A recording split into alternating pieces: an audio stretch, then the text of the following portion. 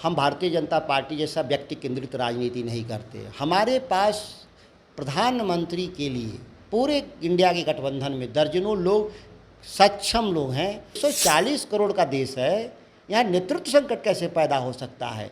अवसर की बात है, जिसको अवसर मिलेगा बेहतर राष्ट्र निर्माण में भूमिका निभाएगा, ये हम लोगों का दावा है। सीएम नीतीश पर क्या राय है? मेरी राय उनसे इतर नहीं हो सकती। उनकी खुद की राय है कि मैं देश का प्रधानमंत्री का दावेदार नहीं हूँ। जो व्यक्ति दावेदार नहीं हो उसको आप जबरदस्ती रेस में क्यों, हमारे जैसे व्यक्ति कैसे कह सकता है कि वो रेस में है? नमस्कार, आप लाइव सिटीज देख रहे हैं। आपके साथ मैं हूं वसीम खान। इंडिया गठबंधन की तीसरी बैठक होने जा रही है, मगर उससे पहले बिहार के साथ साथ देश की सियासत गर्म है, जहां लगातार विपक्ष यह सवाल उठा रहा है कि मुख्यमंत्री नीतीश कुमार पीएम उम्मीदवार बनना चाहते हैं, इसके लिए इच्छुक हैं। हमारे साथ बातचीत करने के लिए सुधाकर सिंह जी हैं, राजद के कद्दावर नेता हैं, विधायक हैं। इनसे बात करेंगे तीसरी बैठक, और वही सवाल लगातार विपक्ष दोहरा रहा है कि संयोजक तय होगा या नहीं होगा, दूल्हा कौन होगा, यानी कि पीएम उम्मीदवार विपक्ष की तरफ से कौन होगा। तो तमाम बातें जो हैं वो इस बैठक में तय हो जाएंगी। सुधाकर जी, भारतीय जनता पार्टी में नेतृत्व संकट पैदा हो गया। नेतृत्व संकट पैदा होने के चलते आज उनके पास कोई नेता नहीं है जो देश को प्रगति के रास्ते पर ले जाए। ले देकर बचे हुए देश के प्रधानमंत्री मोदी जी, जिनकी उम्र 75 साल पूरा हो गई, भारतीय जनता पार्टी ने जो निर्धारित किया था अपने नैतिक रूप से कि 75 साल तक के लोगों को उससे ऊपर जो हो गए हैं वो सक्रिय राजनीति से उनको हटा लेना है। तो आज तो भारतीय जनता पार्टी खुद ही नहीं बता पा रही है कि नरेंद्र मोदी का रिप्लेसमेंट कौन है। चूँकि वो तो 75 पूरा करने वाले हैं, तो उनके पास अगला नेतृत्व कौन है वो खुद तय कर नहीं पा रहे हैं। वह बाकी विपक्ष से सवाल कर रहे हैं उस मुद्दे से ध्यान भटकाने के लिए। देश का सरकार को जो चला रहे हैं पहले वो तय कर लें कि उनका 75 साल पूरा कर लिया देश का प्रधानमंत्री, उसके बदले में कौन आने जाने वाला है, उस पर तो चर्चा ही नहीं कर रहा है। मुँहबंद किए हुए लोग, हम लोग विपक्ष में लोग हैं। तय हो गया कि हम लोग जब चुनाव पूरा हो जाएगा और देश भर से चुन के जो मेरे मेंबर ऑफ पार्लियामेंट में आएंगे वो तय करेंगे कि देश का प्रधानमंत्री कौन होगा। यह सच भी है कि लोग पार्टियों को वोट देते हैं, व्यक्ति को वोट नहीं देते। अगर दम है देश में नरेंद्र मोदी को व्यक्ति के आधार पर चुनाव लड़ने का, तो भारतीय जनता पार्टी छोड़ करके वो मेंबर ऑफ पार्लियामेंट का चुनाव लड़ के दिखा दें तो हम लोग राजनीति से संन्यास ले लेंगे। मतलब जाहिर सी बात है कि संगठन के आधार पर चुनाव लड़ते हैं। मैं भी संगठन के आधार पर चुनाव लड़ता हूं। कोई भी नेता इस देश में पार्टी से ऊपर नहीं है।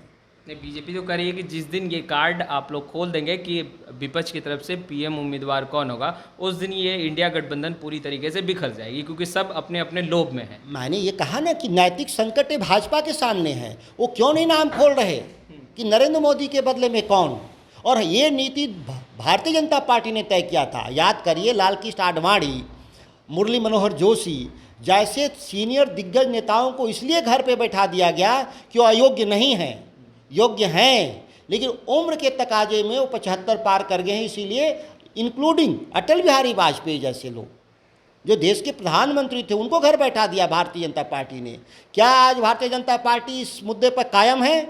अगर कायम है तो नरेंद्र मोदी के बाद कौन, यह पत्ता तो खोल दे बीजेपी, तब तो समझ में आएगा कि आप देश को किधर ले जाना चाहते हैं। और यह देश को भी मालूम हो जाए कि नहीं, व्यक्ति के आधार पे आप नीति बदलते हैं, नीति के आधार पर व्यक्ति नहीं। सुधाकर सिंह की इच्छा क्या है, राजद की इच्छा क्या है? क्या मुख्यमंत्री नीतीश कुमार को संयोजक बनाया जाना चाहिए? राष्ट्रीय जनता दल की इच्छा और जनता दल यू की इच्छा सभी को मालूम है। हमारे जो नेता हैं, जो नेतृत्व कर रहे हैं, उन्होंने साफ साफ शब्दों में कहा है कि मैं संयोजक के पद के रेस में नहीं हूँ।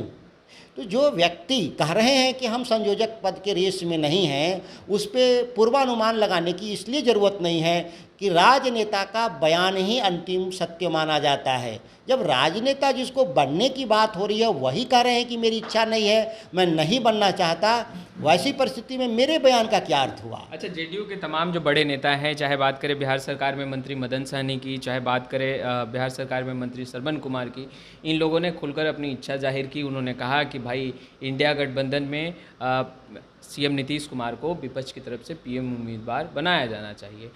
राजद क्या चाहती है? संयोजक, चलिए संयोजक का बात छोड़ देते हैं, पीएम उम्मीदवार सीएम नीतीश कुमार को बनाया जाए। देखिए, राष्ट्रीय जनता दल का बहुत साफ धारणा है। हम भारतीय जनता पार्टी जैसा व्यक्ति केंद्रित राजनीति नहीं करते। हमारे पास प्रधानमंत्री के लिए पूरे इंडिया के गठबंधन में दर्जनों लोग, सक्षम लोग हैं जो देश को नेतृत्व कर सकते हैं। वो ज्ञानी भी हैं, जनाधार भी है और उनका अनुभव भी है। और इन आधारों पे देखा जाए तो मेरे पास दर्जनों प्रधानमंत्री के लायक हैं और होना भी चाहिए। 140 करोड़ का देश है, यहाँ नेतृत्व संकट कैसे पैदा हो सकता है? अवसर की बात है, जिसको अवसर मिलेगा बेहतर राष्ट्र निर्माण में भूमिका निभाएगा, ये हम लोगों का दावा है। सीएम नीतीश पर क्या राय है? मेरी राय उनसे इतर नहीं हो सकती। उनकी खुद की राय है कि मैं देश का प्रधानमंत्री का दावेदार नहीं हूँ। जो व्यक्ति दावेदार नहीं हो उसको आप ज़बरदस्ती रेस में क्यों, हमारे जैसे व्यक्ति कैसे कह सकता है कि वो रेस में है? अच्छा, बीजेपी के जो बिहार के तमाम बड़े नेता जय विजय सिन्हा हो या सम्राट चौधरी हो, उनकी सुरक्षा केंद्र सरकार बढ़ा रही है, तो आखिर बीजेपी के ही नेताओं की सुरक्षा क्यों बढ़ाई जा रही है? इसलिए उनकी सुरक्षा बढ़ानी पड़ेगी कि वो बिहार की जनता के हितों के खिलाफ केंद्र सरकार की जी हुजूरी में लगे हुए लोग हैं। और आज केंद्र सरकार की जी हुजूरी में जो भी स्थानीय राजनेता लगेगा उसके खिलाफ जनता है।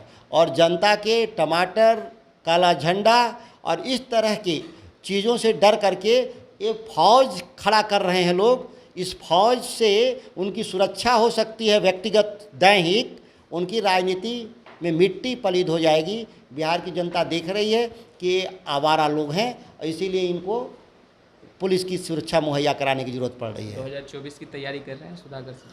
मैं पहले भी कहा कि मैं 24 में मेंबर ऑफ पार्लियामेंट का चुनाव नहीं लड़ूंगा, 25 में एमएलए का चुनाव लड़ूंगा, 29 का चुनाव के बारे में मैं सोचूंगा, उस समय सोचूंगा। ये आज भी मैं नहीं कह रहा हूँ कि 29 का मैं चुनाव लड़ूंगा ही, लेकिन मैं सोचूंगा।